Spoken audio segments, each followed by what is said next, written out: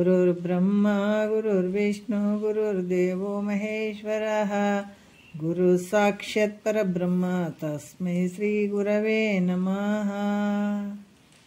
ಧ್ಯಾನ ಮೂಲ ಗುರುಮೂರ್ತಿ ಪೂಜ್ಯ ಮೂಲ ಗುರುಪಾದ ಮಂತ್ರ ಮೂಲ ಗುರುವಾಕ್ಯ ಮುಕ್ತಿ ಮೂಲ ಗುರುಕೃಪಃ.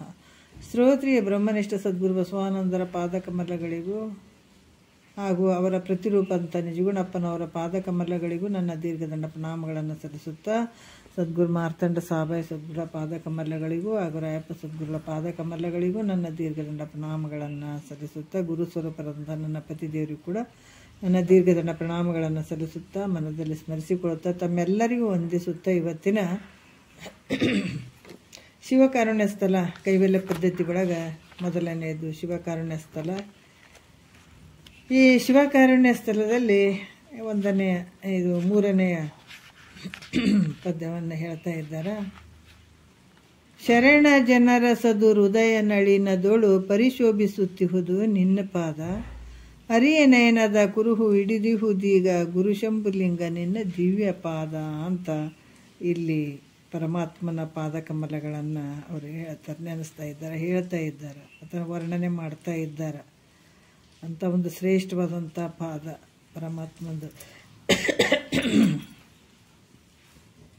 ಇಲ್ಲಿ ಭಾಳಷ್ಟು ವಿಚಾರಗಳನ್ನು ಹೇಳ್ತಾರೆ. ನಾವು ನಿನ್ನೆಯ ವಿಚಾರದಲ್ಲಿ ಭಾಳಷ್ಟು ವಿಚಾರಗಳನ್ನು ಹೇಳಿದ್ರು.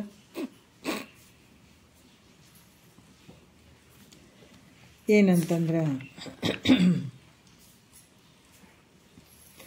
ಬೆಂದ ನುಲಿ ಅಂದವಾಗಿ ಮುಂದಿರೆ ಕಂದರ್ಪನನ್ನು ಬಂದು ತುಳಿದಾಡಿತ್ತಲ್ಲೋ ನಿನ್ನ ಪಾದ, ಕುಂದದಿಳೆ ಎಂಬರತ ಒಂದು ನಾಗಲೋಕದೊಡ ನೊಂದುವಂತೆ ಮೆಟ್ಟಿದುದು ನಿನ್ನ ಪಾದ, ಚಂದ ಚಂದದಿಂದೆ ಕಾಳಿದಾಸ ಮೊದಲಾದ ಕವಿ ವೃಂದವೈದೆ ಬಣ್ಣಿಪುದು ನಿನ್ನ ಪಾದ, ಇಂದು ಕುಂದ ಹಿಮಾರ ಪುಂಡರಿಕ ಪಾಂಡುರಂಗ ಮಂದಾರ ಮಂದಿರವಾಸ ನಿನ್ನ ಪಾದ ಅನ್ನುವಂಥದ್ದು. ನಿನ್ನೆ ಕೆಲವೊಂದು ವಿಚಾರಗಳನ್ನು ಹೇಳಿದರು. ಯಾಕಂದರೆ ಬೆಂದ ನುಲಿ ಅಂದವಾಗಿ ಮುಂದಿರೆ ಕಂದರ್ಪನನ್ನು ಬಂದು ತುಳಿದಾಡಿತಲ್ಲೋ ನಿನ್ನ ಪಾದ ಅನ್ನುವಂಥದ್ದು. ಈಗ ಮನ್ಮಥನ ಒಂದು ಯಾವ ರೀತಿ ಸುಟ್ಟಂಥ ವಿಚಾರವನ್ನು ನಿನ್ನೆ ಹೇಳಿದರು, ಮನ್ಮಥನ ಸುಟ್ಟಂಥದ್ದು.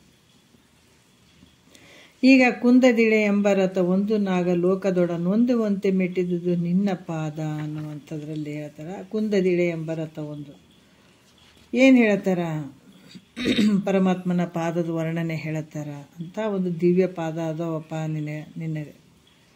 ಯಾಕಂದ್ರೆ ಪೃಥ್ವಿ ಅನ್ನುವಂಥ ರಥವನ್ನು ಈ ನಾಗಲೋಕದೊಡನೆ ಕೂಡಿಕೊಂಡು ಯಾಕೆ ಅದನ್ನು ಮೆಟ್ಟುವಂಥದ್ದಾಯಿತು ಅನ್ನುವಂಥದ್ದು. ಪೃಥ್ವಿ ಅನ್ನುವಂಥ ರಥವನ್ನು ನಾಗಲೋಕದೊಡನೆ ಕೂಡುವಂತೆ ಅದು ಏಕೆ ಒಂದು ಮೆಟ್ಟುವಂತಾಯಿತು ಅಂತ ಹೇಳಿದ್ರೆ, ಅದಕ್ಕೆ ಉತ್ತರ ಹೇಳ್ತಾರೆ. ಪರಮಾತ್ಮನು ಸಮಾಧಾನ ಹೇಳ್ತಾರೆ. ಪರಮಾತ್ಮ ತ್ರಿಪುರವನ್ನು ಸಂಹಾರ ಮಾಡುವಂಥ ಸಂದರ್ಭದಲ್ಲಿ ಅಲ್ಲಿ ಮೂರು ಇಲ್ಲಿ ಹೇಳ್ತಾರೆ, ತಾರಕಾಕ್ಷ ಮತ್ತು ಮೂರು ವಿದ್ಯುನ್ಮಾಲಿ ಅನ್ನುವಂಥ ಒಂದು ತಾರಕಾಕ್ಷನ ಮಕ್ಕಳು ಮೂರು ಜನರನ್ನ, ಈ ಮೂರು ಜನರನ್ನ ಸಂಹಾರ ಮಾಡ್ಬೇಕಂತೇಳ್ಬಿಟ್ಟು ಅವರು ಮೂರು ತ್ರಿಪುರಗಳನ್ನು ಮಾಡ್ಕೊಂಡಿದ್ರು. ಅವರು ಆ ತ್ರಿಪುರಗಳನ್ನು ದಹನ ಮಾಡುವ ಕಾಲದಲ್ಲಿ ಪೃಥ್ವಿಯನ್ನು ರಥವನ್ನಾಗಿ ಮಾಡ್ಕೊಂಡಿದ್ದ ಪರಮಾತ್ಮ. ಯಾಕಂದರೆ ಈ ಪೃಥ್ವಿಯನ್ನು ಏನು ಮಾಡಿದ್ದತ್ತ, ಪೃಥ್ವಿಯನ್ನು ರಥವನ್ನಾಗಿ ಮಾಡಿಕೊಂಡು ಮಹಾಮೇರು ಪರ್ವತವನ್ನು ಧನುಷ್ಯಾಗಿ ಮಾಡ್ಕೊಂಡಿದ್ದ, ಆದಿಶೇಷನನ್ನು ಹೆದೆಯಾಗಿ ಮಾಡ್ಕೊಂಡಿದ್ದ, ವಿಷ್ಣುವನ್ನು ಬಾಣವನ್ನಾಗಿ ಮಾಡ್ಕೊಂಡಿದ್ದ, ಬ್ರಹ್ಮನನ್ನು ಸಾರಥಿಯನ್ನಾಗಿ ಮಾಡಿಕೊಂಡು ಸಹಸ್ರ ವರ್ಷಗಳ ಪರ್ಯಂತರ ಯುದ್ಧವನ್ನು ಮಾಡಿದ್ರು ಅವರು. ಮಾಡಿ ಆ ಟೈಮ್ನಲ್ಲಿ ತ್ರಿಪುರವನ್ನು ಸುಟ್ಟ ಅಂತ ಹಿಂದಿನ ವಿಚಾರ ಕೇಳಿದಿರಿ ನೀವು. ನಂತರ ಇದ್ರ ಕೆಲಸ ಇಲ್ಲ ಅಂತ ಹೇಳಿಬಿಟ್ಟು ಏನು ಯುದ್ಧ ಮಾಡಿದ್ನಲ್ಲ, ಪೃಥ್ವಿಯನ್ನು ಏನು ಇಲ್ಲಿ ರಥವನ್ನಾಗಿ ಸ್ವೀಕಾರ ಮಾಡಿದ್ದ, ರಥವನ್ನಾಗಿ ಮಾಡಿದ್ನಲ್ಲ, ಅದಕ್ಕೆ ಇದ್ರ ಕೆಲಸ ಇನ್ನು ಮುಗೀತು, ಇನ್ನು ಯುದ್ಧ ಆಯಿತು, ಇನ್ನು ಗೆದ್ದಿವಿ, ಇದ್ರ ಕೆಲಸ ಮುಗೀತು ಅಂತ ತಿಳ್ಕೊಂಡು ಈ ಒಂದು ಪೃಥ್ವಿ ಅನ್ನುವಂಥ ರಥವನ್ನು ಪಾತಾಳಕ್ಕೆ ಕೂಡುವಂಗೆ ಒತ್ತಿಬಿಟ್ಟು ನೋಡ್ರಿ, ತುಳಿದ್ಬಿಟ್ಟ ಪರಮಾತ್ಮ. ಯಾವುದು? ಈ ಭೂಮಿಯನ್ನು. ಪೃಥ್ವಿ ಎಂಬ ರಥವನ್ನು ಪಾತಾಳಕ್ಕೆ ಕೂಡುವಂತೆ ಏನು ಮಾಡಿದ? ಒತ್ತಿ ಬಿಡುವಂಥವನಾದ ಪರಮಾತ್ಮ. ಅದಕ್ಕೆ ಇಂಥದ್ದು ನಿನ್ನ ಪಾದಪ್ಪ ಐತಪ್ಪ ಅಂತ ಹೇಳ್ತಾರೆ ಅವರು. ಅದ್ರ ಕೆಲಸ ಇನ್ನು ಮುಗೀತು, ಯುದ್ಧ ಆಯಿತು, ಅವ್ರನ್ನ ಸಂಹಾರ ಆಯಿತು, ಇದ್ರ ಕೆಲಸ ಇನ್ನೇನಂತ ಹೇಳಿಬಿಟ್ಟು ಅದನ್ನು ಪಾತಾಳಕ್ಕೆ ತುಳಿದ್ಬಿಟ್ಟ ಪರಮಾತ್ಮ. ಮತ್ತು ಇಲ್ಲಿ ಕೂಡ ಕಾಳಿದಾಸ ಮೊದಲಾದ ಕವಿಗಳು, ಕಾಳಿದಾಸ ಮೊದಲಾದ ಕವಿವೃಂದ ವೈದ್ಯ ಬಣ್ಣಿಪುದು ನಿನ್ನ ಪಾದ. ನಿನ್ನ ಪಾದ ಎಷ್ಟೋ ಒಂದು ಕವಿವೃಂದವೆಲ್ಲ ನಿನ್ನನ್ನು ಪಾದದ ಒಂದು ವರ್ಣನೆಯನ್ನು ಮಾಡ್ತಾರೆ. ಈ ಒಂದು ಅದರಲ್ಲಿ ಹೇಳ್ತಾರೆ ಅವರು, ಏನು ಹೇಳ್ತಾರ ಅಂತಂದ್ರೆ, ಕಾಳಿದಾಸ ಮೊದಲಾದ ಕವಿ ವೃಂದವೈದ್ಯ ಬಣ್ಣಿಪುದು ನಿನ್ನ ಪಾದ, ಇಂದು ಕುಂದ ಹಿಮಾರ ಪುಂಡರಿಕ ಪಾಂಡುರಂಗ ಮಂದಾರ ಮಂದಿರ ವಾಸ ನಿನ್ನ ಪಾದ ಅನ್ನುವಂಥದ್ದು. ಯಾಕಂದ್ರೆ ಈ ಮೊದಲಾದಂಥ ಕಾಳಿದಾಸ ಮೊದಲಾದ ಮಹಾಶ್ರೇಷ್ಠ ಕವಿಗಳೆಲ್ಲರೂ ನಾನಾ ರೀತಿಯಿಂದ ವರ್ಣನೆ ಮಾಡುವಂಥದ್ದು ನಿನ್ನ ಪಾದ ಐತಪ್ಪ, ಒಬ್ಬರಲ್ಲ ಇಬ್ಬರಲ್ಲ. ಅದಕ್ಕೆ ಮಹಾದೇವ ಎಲ್ಲಕ್ಕಿಂತ ಮಹಾದೇವ ದೊಡ್ಡದು ನೋಡ್ರಿ, ದೊಡ್ಡತ ಎಲ್ಲಕ್ಕಿಂತ ದೊಡ್ಡ ಒಂದು ಇರುವಂಥದ್ದು. ಅದಕ್ಕೆ ಇಂಥ ಒಂದು ಮಹಾದೇವ ನಿನಗೆ ನಿನ್ನ ಚರಣಗಳನ್ನು ಕಾಳಿದಾಸ ಮೊದಲಾದ ಶ್ರೇಷ್ಠ ಕವಿಗಳೆಲ್ಲ ವರ್ಣನೆ ಮಾಡ್ತಾರೆ. ಮತ್ತು ಚಂದ್ರನಂತೆ, ಮಲ್ಲಿಗೆ ಹೂವಿನಂತೆ, ಮುತ್ತಿನ ಹಾರದಂತೆ, ಬಿಳಿಯ ಕಮಲದಂತೆ ನೀನು ಇಂಥ ಶುಭ್ರವಾದ ಮಂದರ ಪರ್ವತದಲ್ಲಿ ವಾಸ ಮಾಡಿಕೊಂಡಿರುವಂಥ ಪರಮಾತ್ಮನೇ ಅಂತ ಹೇಳ್ತಾರೆ ಅವರು. ಇಂದು ಕುಂದ ಹಿಮಹಾರ ನೋಡ್ರಿ ಏನು ಹೇಳ್ತಾರೆ ಇಲ್ಲಿ, ಆತಂದು ಚಂದ್ರನಂತೆ, ಇಂದು ಕುಂದ ಹಿಮಾರ ಪುಂಡರಿಕ ಪಾಂಡುರಂಗ ಮಂದಾರ ಮಂದಿರ ವಾಸ ನಿನ್ನ ಪಾದ. ನಿಂದು ಹೆಂಗೈತಪ್ಪ ಅಂತಂದ್ರೆ ಚಂದ್ರನಂತೆ, ಮಲ್ಲಿಗೆ ಹೂವಿನಂತೆ, ಮುತ್ತಿನ ಹಾರದಂತೆ ನೋಡ್ರಿ ವರ್ಣನೆ ಮಾಡ್ತಾರೆ. ಆತನ ಪಾದ ಕಮಲಗಳನ್ನು ವರ್ಣನೆ ಮಾಡ್ತಾರೆ ಅವರು. ಚಂದ್ರನಂತೆ, ಮಲ್ಲಿಗೆ ಹೂವಿನಂತೆ, ಮುತ್ತಿನ ಹಾರದಂತೆ, ಬಿಳಿಯ ಕಮಲದಂತೆ ಇರುವ ಇಂಥ ಒಂದು ಶುಭ್ರವಾದ ಮಂದರ ಪರ್ವತ ಅನ್ನುವಂಥ ಮನೆಯಲ್ಲಿ ನೀ ವಾಸ ಮಾಡಿಕೊಂಡಿರುವಂಥದ್ದು ನಿನ್ನ ದಿವ್ಯ ಪಾದಪ್ಪ ಅಂತ ಹೇಳ್ತಾರೆ. ಈ ರೀತಿಯಾಗಿರುವಂಥದ್ದು ನಿನ್ನ ದಿವ್ಯ ಪಾದ ಅಂತ ಹೇಳಿ ಈಗ 4ನೆಯ ಒಂದು ನುಡಿ ನೋಡೋಣ. ಮನು ಮುನಿ ನರ ನಾಗ ಧನುಜದಿ ವಿಜರನು ದಿನದೊಳು ಭಜಿಪುದು ನಿನ್ನ ಪಾದ, ವಿನಮಿತ ಸುರವಿಸ ರಥ ಮುಕ್ಕುಟದ ಮಣಿ ಘನ ತೇಜದೊಡನಡಿ ನಿನ್ನ ಪಾದ, ನೆನೆದವರಗರಿಪು ಗಹನದ ಹನನುತ ಜನವನ ರುಹರವಿ ನಿನ್ನ ಪಾದ, ಕನಕ ಶಿಖರ ನಿಜ ನಿಳೆಯ ಧನದ ಸಕ ಜನನ ರಹಿತ ಭವ ನಿನ್ನ ಪಾದ ಅಂತ ಇಲ್ಲಿ ವರ್ಣನೆ ಮಾಡ್ತಾರೆ. ಯಾಕಂದ್ರೆ ಮನುಗಳು ಮುನಿಗಳು ಇವರೆಲ್ಲರ ಪರಮಾತ್ಮನ ಒಂದು ಪಾದ ಕಮಲಗಳನ್ನು ಭಜಿಸ್ತಾರ, ಸ್ತುತಿ ಮಾಡ್ತಾರ ಅನ್ನುವಂಥದ್ದು ಹೇಳ್ತಾರೆ. ಈಗ ಮನುಗಳು ಅಂತಂದ್ರೆ ಈ ಸ್ವಯಂಭು ಅಂತಂತ ಮೊದಲಾದ 14 ಮಂದಿ ಮನುಗಳು ಅದಾರ. ಮುನಿಗಳು ಎಷ್ಟು ಜನ ಅದಾರ ಅಂದ್ರೆ ವಸಿಷ್ಠ ಮೊದಲಾದ 88 ಕೋಟಿ ಮುನಿಗಳು ಅಂತ ನೋಡ್ರಿ. ನರ ಅಂದ್ರೆ ಮನುಷ್ಯರು, ನಾಗ ಅಂದ್ರೆ ಪಾತಾಳದವರು, ಧನುಜರಂದ್ರೆ ರಕ್ಕಸರು, ದಿವಿಜರಂದ್ರೆ ದೇವತೆಗಳು. ಇವರೆಲ್ಲ ಏನು ಮಾಡ್ತಾರೆ ಅಂದ್ರೆ ಪ್ರತಿನಿತ್ಯದಲ್ಲಿ ಭಜಿಪುವುದು, ಪ್ರತಿನಿತ್ಯ ನಿನ್ನನ್ನು ಭಜಿಸ್ತಾರ ಅವರೆಲ್ಲ ಅಂತ ಒಂದು. ಇವರೆಲ್ಲ ಈ ಭಜಿಸ್ಲಿಕ್ಕೆ ನಿನ್ನ ಚರಣವು ಭಾಳ ಯೋಗ್ಯವಾಗಿರುವಂಥದ್ದು, ನಮಸ್ಕರಿಸಿಕೊಳ್ಳಲಿಕ್ಕೆ ಯೋಗ್ಯವಾಗಿರುವಂಥದ್ದು ನಿನ್ನ ಪಾದ ಐತಪ್ಪ ಅಂತ ವರ್ಣನೆ ಮಾಡ್ತಾರೆ. ಅದಕ್ಕೆ ಮನು ಮುನಿ ನರ ನಾಗ ಧನುಜದಿ ವಿಜರನು. ನರ ಮನುಷ್ಯರು, ನಾಗ ಅಂದ್ರೆ ಪಾತಾಳ ಲೋಕದವರು, ಧನುಜರು ಅಂದ್ರೆ ರಕ್ಕಸರು ರಾಕ್ಷಸರು, ದಿವಿಜರು ಅಂದ್ರೆ ದೇವತೆಗಳು. ನೋಡಿ ದಿನದೊಳು ಭಜಿಪುದು ನಿನ್ನ ಪಾದ, ದಿನ ಪ್ರತಿನಿತ್ಯ ನಿನ್ನ ಪಾದವನ್ನು ಭಜಿಸ್ತಾರೆ ಇವರು. ಅದಕ್ಕೆ ವಿನಮಿತ ಸುರ ವಿಸರದ ಮುಕ್ಕುಟದ ಕಣೆ ಘನತೇಜದೊಡನಾಡಿ ನಿನ್ನ ಪಾದ ಅಂತ ಹೇಳ್ತಾರೆ. ಇಲ್ಲಿ ಕೂಡ ಹೇಳ್ತಾರೆ ಏನಂತಂದ್ರೆ ಈ ನಿನ್ನ ಪಾದ ಬಹಳಷ್ಟು ಸಂತೋಷದಿಂದಿರುವಂಥದ್ದು ಐತೆ, ಪ್ರಕಾಶದಿಂದ ಕೂಡಿರುವಂಥದ್ದು ಐತೆ. ಮತ್ತು ಯಾರು ನನ್ನ ಸ್ಮರಣೆಯನ್ನು ಮಾಡ್ತಾರೋ ಅವರು, ಯಾರು ಭಗವಂತನ ಒಂದು ಸ್ಮರಣೆ ಮಾಡ್ತಾರೋ ಪಾಪ ರೂಪವಾದಂಥ ವೈರಿ ಏನಾಗ್ತದೆ ಸುಟ್ಟು ಭಸ್ಮ ಆಗ್ತದ ನೋಡ್ರಿ. ಪಾಪ ಅನ್ನುವಂಥದ್ದು, ಪಾಪ ರೂಪ ವೈರಿ ಅನ್ನುವಂಥ ಅರಣ್ಯ ಸುಟ್ಟು ಬಿಡ್ತದೆ. ಯಾರು ನಿನ್ನ ಸ್ಮರಣೆ ಮಾಡಿದವ್ರದ್ದು, ಯಾರು ಸ್ತೋತ್ರ ಮಾಡ್ತಾರೆ ಅವ್ರ ಹೃದಯ ಕಮಲ ನೋಡ್ರಿ, ಯಾರು ನಿನ್ನ ಸ್ಮರಣೆ ಮಾಡ್ತಾರ ಅವರು ಪಾಪರೂಪ ಅನ್ನುವಂಥ ವೈರಿ ಅನ್ನುವಂಥ ಅರಣ್ಯ ಸುಟ್ಟು ಬಿಡ್ತದ. ಯಾರು ಸ್ತೋತ್ರ ಮಾಡ್ತಾರ ಅವ್ರ ಹೃದಯ ಎಂಬ ಕಮಲವನ್ನು ಅರಳಿಸುವುದರಲ್ಲಿ ನೋಡ್ರಿ ಅವರ ಹೃದಯ ಕಮಲ ಅನ್ನುವಂಥದ್ದು ಅರಳಿಸುವುದರಲ್ಲಿ ಸೂರ್ಯನ ಸದೃಶ್ಯವಾಗಿರುವಂಥದ್ದು ನಿನ್ನ ಪಾದ ಐತೆ. ಯಾರು ನಿನ್ನ ಸ್ತೋತ್ರ ಮಾಡ್ತಾರ ಅವರ ಹೃದಯ ಕಮಲದಲ್ಲಿರುವಂಥ ಯಾಕಂದ್ರೆ ಈ ಹೃದಯ ಕಮಲದಲ್ಲಿರುವಂಥ ಈ ಹೃದಯದಲ್ಲಿರುವಂಥ ಕಮಲವನ್ನು ಅರಳಿಸುವಂಥ ಸೂರ್ಯನ ಸದೃಶ್ಯವಾಗಿರುವಂಥದ್ದು ನಿನ್ನ ಪಾದ ಕಮಲ. ಬಂಗಾರದ ಶಿಖರಗಳುಳ್ಳ ಪರ್ವತವೇ ಸ್ವಂತ ಮನೆಯಾಗಿರುವ ನೋಡ್ರಿ. ಬಂಗಾರದ ಶಿಖರಗಳುಳ್ಳ ಪರ್ವತ ಏನದವ, ಬಂಗಾರದಿಂದ ಕೂಡಿದಂಥ ಶಿಖರ. ಆ ಪರ್ವತವೇ ಸ್ವಂತ ಮನೆಯಾಗಿರುವ ಕುಬೇರನಿಗೆ ಗೆಳೆಯನಾದಂಥ ಕುಬೇರನಿಗೆ ಗೆಳೆಯನಾದಂಥ ನೀನು ಜನ್ಮರಹಿತನಾದಂಥ ಸೃಷ್ಟಿಕರ್ತನಾದ, ಜನ್ಮ ಮರಣ ಯಾಕಂದರೆ ಜನ್ಮರಹಿತನಾದಂಥ ಸೃಷ್ಟಿಕರ್ತನಾದ ಪರಮಾತ್ಮ ನೀನು ಇಂಥ ಪಾದ ಐತಿ ನೋಡಪ್ಪ, ಇಷ್ಟೆಲ್ಲ ನಿನ್ನಲ್ಲೇ ಐತಿದೆಲ್ಲ ಅಂತನ್ನುವಂಥ ವಿಚಾರ. ಈ ಥರ ಮಾಡ್ತಿದ್ದೀನಿ. ನಿನ್ನ ಯಾರು ಸ್ಮರಣೆ ಮಾಡ್ತಾರೆ ಅವ್ರ ಪಾಪ ಅನ್ನುವಂಥ ವೈರಿ ಕೂಡ ನಾಶ ಆಗಿಬಿಡ್ತದ, ಸುಟ್ಟು ಭಸ್ಮ ಆಗ್ತದ. ಯಾರು ಸ್ತೋತ್ರ ಮಾಡ್ತಾರ ಅವ್ರ ಹೃದಯ ಅನ್ನುವಂಥ ಕಮಲ ಅರಳುತ್ತದ. ಈ ರೀತಿಯಾಗಿರುವಂಥ ಸೃಷ್ಟಿಕರ್ತನಾದ ಇಲ್ಲ ಪರಮಾತ್ಮನೇ ಇಂಥದ್ದು ನಿನ್ನ ಪಾದ ಐತಪ್ಪ ಅಂತ ಹೇಳ್ತಾರೆ ಅವರು. ಮತ್ತೆ ಇಲ್ಲಿ ಹೇಳ್ತಾರ ಪರಮಾತ್ಮ ಪಾದಕಮಲವು ಎದಕ್ಕೆ ಸ್ಥಾನ ಐತೆ? ಪ್ರಣವ ಅಂದ್ರೆ ಓಂಕಾರಕ್ಕೆ ಸ್ಥಾನ ಆಗಿರುವಂಥದ್ದು, ಮಂತ್ರಗಳಿಗೆ ಮನೆಯಾಗಿರುವಂಥದ್ದು, ಅಣಿಮಾದಿ ಸಿದ್ಧಿಗಳಿಗೆ ಜನ್ಮಭೂಮಿಯಾಗಿರುವಂಥದ್ದು ನಿನ್ನ ಪಾದ. ಮೋಕ್ಷದ ಕಣಿಯಾಗಿಯೂ ಇರ್ತದಂತ ಮುಂದಿನ ಪದದಂತ ಹೇಳ್ತಾರೆ ಅವರು. 5ನೇ ನುಡಿಯಲ್ಲಿ ಹೇಳ್ತಾರೆ. ಪ್ರಣವದ ನೆಲೆ ಮಂತ್ರ ಗಣದ ಭವನ ಗುಣ ಮಣಿಕುಲ ಜಲನಿಧಿ ನಿನ್ನ ಪಾದ. ಅಣಿಮಾದಿಗಳ ಜನನದ ಭೂಮಿ ಸುಖದ ಸಂದಣಿ ಸತ್ಯ ಶುಭದಾಗು ನಿನ್ನ ಪಾದ. ಗಣತತಿಗಳ ಬಿಡು ತಣಿವಿನ ತಾಣತತ್ವ ದಣಿಮುಕುತಿಯ ಕಣಿ ನಿನ್ನ ಪಾದ.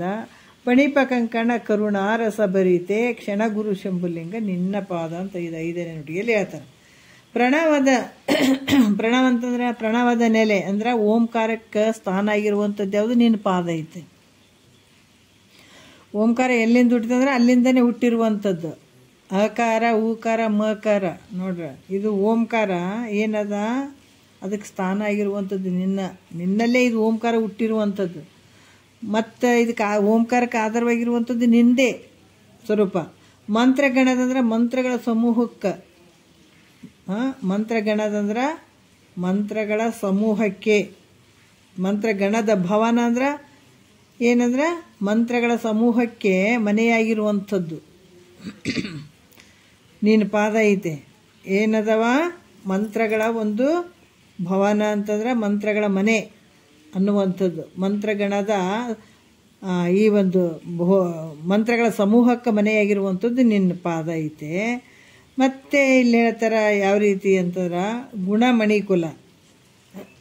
ಗುಣಮಣಿಕುಲ ಅಂತಂದ್ರೆ ಅಂದ್ರೆ ಸದ್ಗುಣಗಳನ್ನುವಂಥ ರತ್ನಗಳ ಸಮೂಹಕ್ಕೆ ನೀವು ಸಮುದ್ರ ಪ್ರಾಯನಾಗಿರುವಂಥವನು, ಸಮುದ್ರೋಪಾದಿಯಿಂದ ಕೂಡಿದಂಥವನು ನೋಡ್ರಿ. ಹೆಂಗೆ ಮಣಿಕುಲ ಏನಂದ್ರೆ ಗುಣಮಣಿಕುಲ ಅಂದ್ರೆ ಸದ್ಗುಣಗಳನ್ನುವಂಥ ಒಂದು ಸಮೂಹಕ್ಕೆ ನಿನ್ನ ಒಂದು ಪಾದ ಹೆಂಗದ ಸಮುದ್ರೋಪಾದಿಯಿಂದ ಕೂಡಿದಂಥದ್ದಪ್ಪ ಅಂತ ಹೇಳ್ತಾರೆ. ಮತ್ತೆ ಹೇಳ್ತಾರೆ ಅಣಿಮಾದಿಗಳ ಜನನದ ಭೂಮಿ. ಅಣಿಮಾದಿಗಳಂದ್ರೆ ಅಷ್ಟಸಿದ್ಧಿಗಳು. ಅಣಿಮ, ಗರಿಮ, ಲಗಿಮ, ಈಶತ್ವ, ವಶಿತ್ವ, ಪ್ರಾಪ್ತಿ ಅಂತೇನು ಇವು ಅದಾವ, ಅಷ್ಟಸಿದ್ಧಿಗಳದಾವ. ಈ ಅಣಿಮಾದಿಗಳ ಜನನದ ಭೂಮಿ ಅಂತ ನೋಡ್ರಿ. ಈ ನಿನ್ನನ್ನು ಯಾರು ಸ್ತುತಿ ಮಾಡ್ತಾರ, ಇದನ್ನೆಲ್ಲ ಮಾಡ್ತಾರ, ಅಣಿಮಾದಿಗಳು ಇವೆಲ್ಲ ಆಗ್ತವ, ಸಿದ್ಧಿ ಆಗ್ತವ. ಮತ್ತು ಇದಕ್ಕೆ ಅಣಿಮಾದಿ ಸಿದ್ಧಿಗಳಿಗೆ ಈ ಏನು ಉತ್ಪತ್ತಿ ಆಗ್ತವಲ್ಲ ಅದಕ್ಕೆ ಸ್ಥಾನ ಆಗಿರುವಂಥದ್ದು ಯಾವುದು? ನಿನ್ನ ಪಾದ. ನಿನ್ನ ಪಾದದಲ್ಲಿ ಇಷ್ಟೆಲ್ಲ ತೋರ್ತವ. ನಿನ್ನ ಪಾದದಲ್ಲಿ ಅಣಿಮಾದಿ ಸಿದ್ಧಿಗಳ ಒಂದು ಮೂಲ ಐತೆ, ಮೂಲ ಸ್ಥಾನ ಐತೆ. ಅದಕ್ಕೆ ಸುಖದ ಸಂದಣಿ ಅಂತಂದ್ರೇನು? ಸುಖದ ಸಮೂಹಕ್ಕೆ. ಸಂದಣಿ ಅಂದರೆ ಸಮೂಹಕ್ಕೆ. ಮತ್ತು ಸತ್ಯ ಅಂದ್ರೇನು? ಯಥಾರ್ಥವಾದಂಥದ್ದು. ಶುಭವಾಗು ಅಂದರೆ ಮಂಗಳವನ್ನು ಉಂಟು ಮಾಡುವಂಥದ್ದು. ಗಣಿಗಳ ಅಂದರೆ ಇಲ್ಲೇನು ಹೇಳ್ತಾರೆ? ಗಣತತಿಗಳ ಬೀಡು. ಗಣತತಿಗಳ ಬೀಡು ಅಂದ್ರೆ ಈ ಗಣಗಳ ಸಮೂಹ ಏನಿರ್ತದೆ ಅದಕ್ಕೆ. ಬೀಡು ತಣಿವಿನ ತಾಣ ತತ್ವ ಅಂತ ಹೇಳ್ತಾರೆ. ಅಂದ್ರೆ ಇವಕ್ಕೆಲ್ಲ ಆಶ್ರಯವಾಗಿರುವಂಥದ್ದು, ಮತ್ತು ತೃಪ್ತಿಗೆ ಸ್ಥಾನವಾಗಿರುವಂಥದ್ದು ತಾಣತತ್ವ. ದಣಿ ಮುಕುತಿಯ ಕಣಿ ನಿನ್ನ ಪಾದ ಅಂತ ಹೇಳ್ತಾರೆ.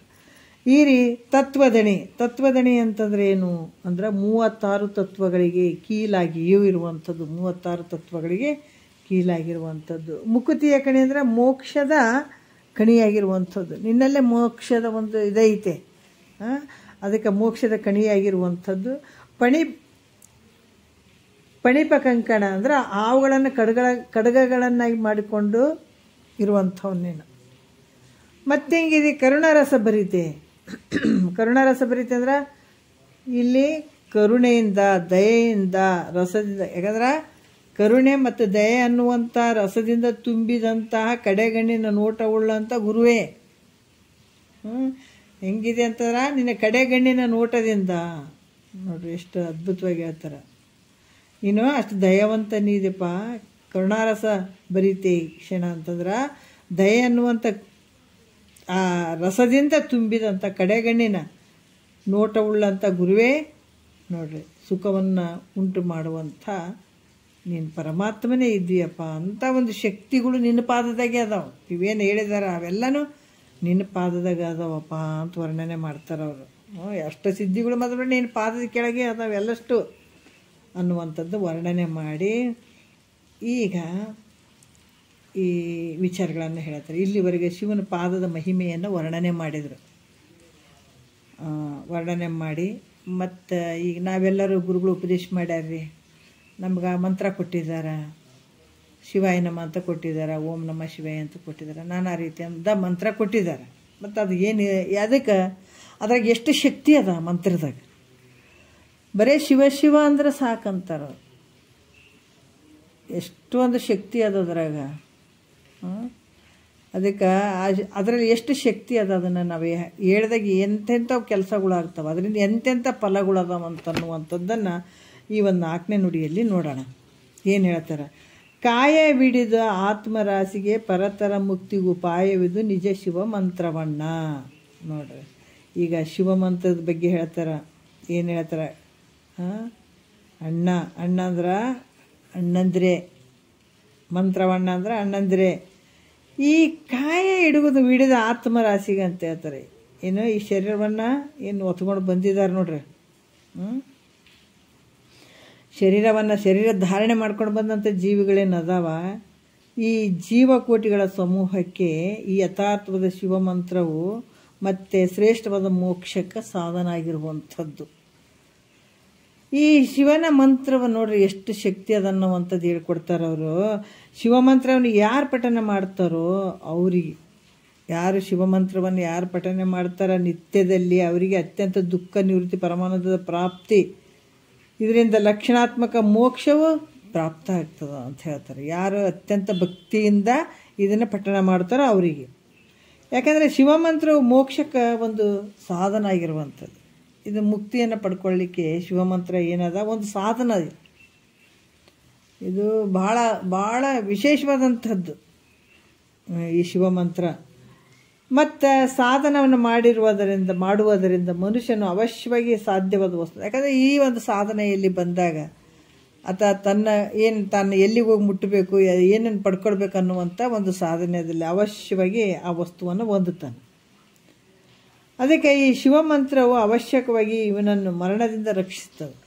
ಯಾಕಂದ್ರೆ ಈ ಶಿವಮಂತ್ರ ಏನಾಗ್ತದಂದ್ರೆ ಈ ಮರಣವನ್ನು ತಪ್ಪಿಸುವಂಥದ್ದು, ಅಂದ್ರೆ ಮರಣದಿಂದ ರಕ್ಷಣೆ ಮಾಡುವಂಥದ್ದು. ಅಷ್ಟು ಶಕ್ತಿ ಅದಿದ್ರಾಗ. ಅಂದರೆ ಜನನ ಮರಣಾತ್ಮಕ ರೂಪ ಸಂಸಾರದಿಂದ ಏನು ಮಾಡ್ತದ? ಮುಕ್ತನನ್ನಾಗಿ ಮಾಡ್ತದ. ಇದು ಶಿವಮಂತ್ರ ಹೆಂಗದ? ಜನನ ಅಂದರೆ ಇದು ಮೂಲ ಇರುವಂಥದ್ದು ಒಂದು ಕಾಲಂ ಥರ ಇದು. ಈ ರೀತಿಯಾಗಿ ಜನನ ಮರಣಾತ್ಮಕ ರೂಪ ಸಂಸಾರದಿಂದ ಮುಕ್ತನನ್ನಾಗಿ ಮಾಡ್ತದ. ಹಾಗಾದ್ರೆ ಈ ಮಂತ್ರಕ್ಕೆ ಅಧಿಕಾರಿಗಳು ಯಾರಪ್ಪ? ಹೌದು, ನೀವು ಇಷ್ಟೆಲ್ಲ ಹೇಳಿದ್ರಪ್ಪ, ಸಂಸಾರದಿಂದ ಮುಕ್ತನಾಗ್ತದ, ಜನನ ಮರಣದಿಂದ ರಹಿತನಾಗ್ತಾನೆ, ಜನ ಮರಣ ರಹಿತ ಆಗ್ತಾನ, ಭಾಳ ಶಕ್ತಿಯುತವಾದಂಥ ಈ ಮಂತ್ರ ಐತಿ ಅಂತ ನೀವೆಲ್ಲ ಇಷ್ಟು ತನಕ ಹೇಳಿದ್ರಪ್ಪ. ಆದ್ರೆ ಈ ಮಂತ್ರಕ್ಕೆ ಅಧಿಕಾರಿಗಳು ಯಾರು? ಶಿವಮಂತ್ರದ ಅದಲ್ಲ, ಅದಕ್ಕೆ ಅಧಿಕಾರಿಗಳು ಯಾರದಾರ, ಯಾರು ಇರಬೇಕು ಅನ್ನುವಂಥ ಎಂಥವ್ರು ಇದನ್ನು ಪಠನ ಮಾಡಬೇಕು? ಸಂಶಯಗಳು ಬರ್ತಾವಲ್ಲ.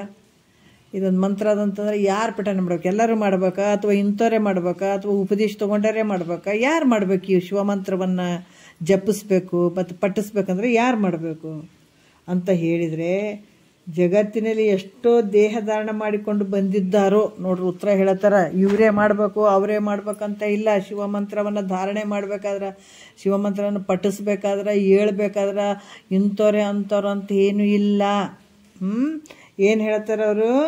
ಜಗತ್ತಿನಲ್ಲಿ ಎಷ್ಟೋ ಮಂದಿ ಶರೀರ ತೊಟ್ಕೊಂಡು ಬಂದಾರಿಲ್ಲ, ಆ ಶರೀರ ತೊಟ್ಕೊಂಡು ಬಂದಿದ್ದಾರೋ ಅವರೆಲ್ಲರೂ ಅಧಿಕಾರಿಗಳೇ ಶಿವಮಂತ್ರವನ್ನು ಹೇಳಕ್ಕೆ, ಶಿವಮಂತ್ರವನ್ನು ಪಠಿಸ್ಲಿಕ್ಕೆ, ಶಿವಮಂತ್ರವನ್ನು ಸ್ತೋತ್ರ ಮಾಡೋಕೆ, ಇದು ಹೇಳಲಿಕ್ಕೆ ಜಗತ್ತಿನಲ್ಲಿ ಏನು ಶರೀರಧಾರಿಯಾಗಿ ಬಂದಿದ್ದಾರಲ್ಲ ಪ್ರತಿಯೊಬ್ಬರು ಇದಕ್ಕೆ ಅಧಿಕಾರಿಗಳು. ಇದನ್ನು ಮಾಡ್ಕೊಳ್ಬೇಕಾದಂಥದ್ದು. ಅಂದರೆ ಈ ಮಂತ್ರವನ್ನು ಪಠನ ಮಾಡಲಿಕ್ಕೆ ಎಲ್ಲರಿಗೂ ಅಧಿಕಾರ ಐತೆ. ಅವ್ರು ಇವರು ಅಂತಲ್ಲ ಇವರು ಅಂತಲ್ಲ, ಏನೇನಿಲ್ಲ, ಯಾವುದೂ ಇಲ್ಲ. ಅದಕ್ಕೆ ಇನ್ನು ಯಾರು ಬೇಕಾದರೆ ಶಿವಮಂತ್ರವನ್ನು ಮೋಸದಿಂದ ಇಲ್ಲಿ ಹೇಳ್ತಾರೆ. ಅವ್ರು ಇಂಥವರೇ ಅಂತ ಏನಿಲ್ಲ. ಅದಕ್ಕೆ ಇಂಥ ಒಂದು ಅಧಿಕಾರಿಗಳು ಈ ಶಿವಮಂತ್ರಕ್ಕೆ ಪಠನ ಮಾಡಲಿಕ್ಕೆ ಎಲ್ಲರಿಗೂ ಅಧಿಕಾರ ಐತಪ್ಪ ಅಂತ ಹೇಳ್ತಾರೆ.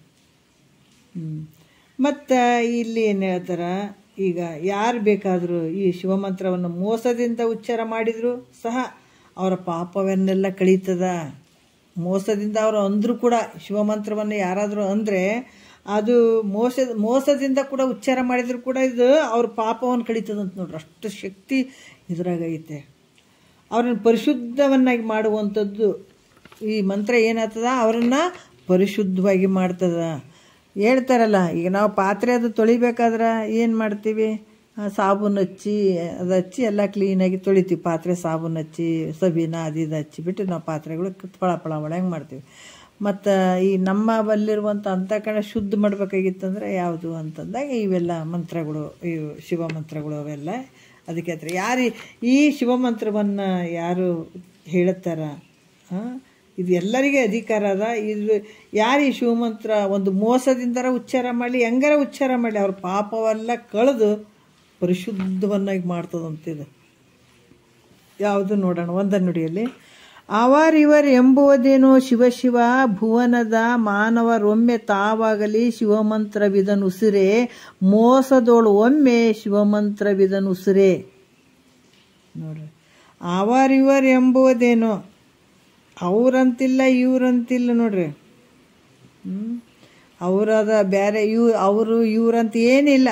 ಯಾರೇ ಆಗಲಿ ಶಿವ ಈ ಭುವನದ ಮಾನವರೊಮ್ಮೆ ಅಂದರೆ ಈ ಭೂಲೋಕದಲ್ಲಿರುವಂಥ ಮನುಷ್ಯರು ಒಂದು ಸಲ ಈ ಶಿವ ಅಂತಂದ್ರೆ ಸಾಕು, ತಾವಾಗಲಿ ಶಿವಮಂತ್ರವಿದನುಸಿರೆ. ನೋಡ್ರಿ, ಶಿವಮಂತ್ರ ಒಂದು ಸ್ವಲ್ಪ ಅವ್ರ ಬಾಯಿಗೆ ಬಂತು ಅಂತಂದ್ರೆ ಇದು ಭಾಳಷ್ಟು ಅದ್ಭುತವಾದಂಥ ಕೆಲಸಗಳಾಗ್ತವೆ. ಅದಕ್ಕೆ ಮೋಸದೊಳೊಮ್ಮೆ ಶಿವಮಂತ್ರವಿದನುಸಿರೆ. ನೀನು ತಿಳ್ಕೊಂಡು ಅನ್ಬೇಕಂತಾರ ಅನು, ಆದ್ರೆ ಮೋಸದಿಂದರ ಅನು. ಹೆಂಗ ನೀನು ಹೇಳಿದ್ರು ಕೂಡ ಇದಕ್ಕೆ ಫಲಗಳದ. ಅದಕ್ಕೆ ಶ್ಲೋಕ ಹೇಳ್ತಾರೆ, ಸಕೃದುಚ್ಚಾರ ಮಾತ್ರೇಣ ಪಂಚಾಕ್ಷರ ಮಹಾಮನೋಹ ಸರ್ವೇಶಾಮಪಿ ಜಂತು ನಮ್ ಸರ್ವ ಪಾಪಕ್ಷಯೋ ಭವೇತ್ ಎನ್ನಲಾಗಿ ಶ್ರುತಿ ಎನ್ನಲಾಗಿ ಅವಣಿಸಬಾರದ ಕಲುಷವಳಿದು ರಾಜಿಸುವವರು ನಿರ್ಮಲತೆ ಎಂದೆನ್ನಲಾಗಿ ಅಂತ ಇಲ್ಲಿ ಮಂತ್ರ ಕೊಟ್ಟಿದ್ದಾರೆ. ಪಂಚಾಕ್ಷರಿ ಪಂಚಾಕ್ಷರಿ ಮಹಾಮಂತ್ರವನ್ನು ಸುಕೃತ್ ಅಂದ್ರೆ ಒಮ್ಮೆ ಉಚ್ಚಾರ ಮಾಡೋದ್ರಿಂದ ನೋಡ್ರಿ ಎಲ್ಲ ಪಾಪಗಳು ನಾಶ ಆಗಿ ಹೋಗ್ತಾವಂತ ಹೇಳ್ತಾರೆ ಅವರು. ಮೊದಲ ಏನಾಯಿತು ಅಂತಂದ್ರೆ ಹೇಳ್ತಾರೆ ಇಲ್ಲಿ, ಶಿವಮಂತ್ರ ಮೋಕ್ಷಕ್ಕೆ ಸಾಧನ ಆಗಿತ್ತು. ಮೊದಲಿತ್ತು ರೀ ಅದು. ಮೊದಲಿನ ಕಾಲದಾಗ ಶಿವಮಂತ್ರ ಮೋಕ್ಷಕ್ಕೆ ಸಾಧನ ಆಗೈತೆ ರೀ. ಈಗಿನವ್ರಿಗೆ ಅಲ್ಲ, ಈಗಿನವ್ರಿಗೆ ಆಗಂಗಿಲ್ಲ ಬಿಡ್ರಿ. ಇದು ಈಗಿನವ್ರಿಗೆ ಅಲ್ಲ ಅಂತ ಅನ್ನಂಗಿಲ್ಲ. ಯಾಕಂದ್ರೆ ನಾವು ಮೊದಲೇ ವಿಚಾರಗಳು ಬಂದಾವ. ಮೊದಲು ಕೂಡ ಇದೇ ಸೂರ್ಯ ಚಂದ್ರ ಇದ್ದರು, ಮೊದಲು ಕೂಡ ಇದೇ ಸಾವು ನೋವಿತ್ತು, ಇದೇ ಶರೀರ ಇತ್ತು, ಸಪ್ತಧಾತುಗಳಿಂದನೇ ಕೂಡಿತ್ತು. ಅವಾಗೂ ಸೂರ್ಯ ಚಂದ್ರರಿದ್ರು, ಎಲ್ಲರೂ ಇದ್ದರು. ಮತ್ತು ಅವಾಗ ಅಷ್ಟೇ ಇತ್ತು, ಈಗ ಇಷ್ಟೇ ಇಲ್ಲ ಅಂತ ಅನ್ನಂಗಿಲ್ಲ. ಎಲ್ಲ ಅವಾಗಿದ್ದಂಗೆ ಈಗೂ ಐತೆ. ಆ ಮಹಿಮೆಗಳು ಹಂಗ ಅದಾವ.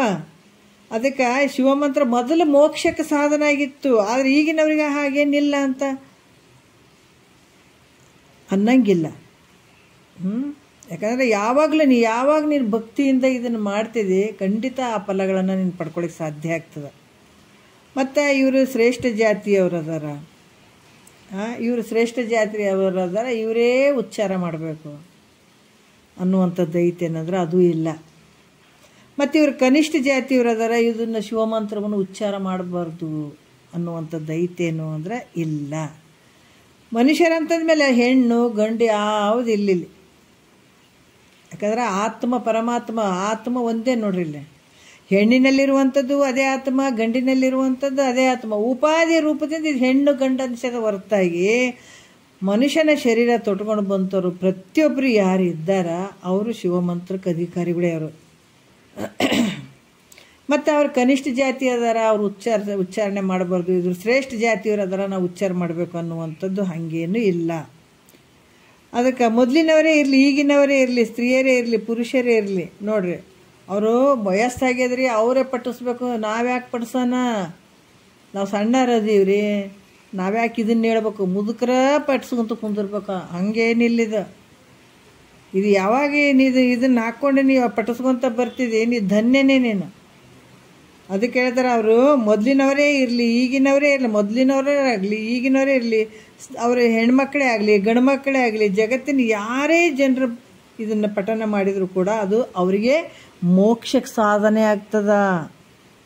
ಎಷ್ಟು ಅದ್ಭುತವಾಗಿ ಹೇಳ್ತಾರೆ ನೋಡ್ರಿ ಶಿವಮಂತ್ರ. ಅದಕ್ಕೆ ಹೇಳ್ತಾರ ಇದು ಯಾವುದಕ್ಕೆ ಸಾಧನೆ ಆಗ್ತದ? ಮೋಕ್ಷಕ್ಕೆ ಸಾಧನೆ ಆಗ್ತದೆ. ಇದು ಹೇಳೋದ್ರಿಂದ ಮತ್ತು ಅದು ಹೆಂಗೆ ಪಠನ ಮಾಡೋದ್ರಿ? ಈಗ ಇದನ್ನು ಹೇಳ್ತಾ ಹೋದಾಗ ಅಂತಃಕರಣದಾಗ ಭಾಳಷ್ಟು ಪರಿಶುದ್ಧ ಆಗ್ತದ. ಪರಿಶುದ್ಧ ಆದಗಳನ್ನೇ ಅವಾಗ ಸದ್ಗುರು ವಾಕ್ಯ ಸಿಗ್ತಾವೆ. ನೀನು ಅದು ಪುಣ್ಯದ ಫಲದಿಂದ ಸದ್ಗುರು ವಾಕ್ಯ ಸಿಗ್ತಾವೆ.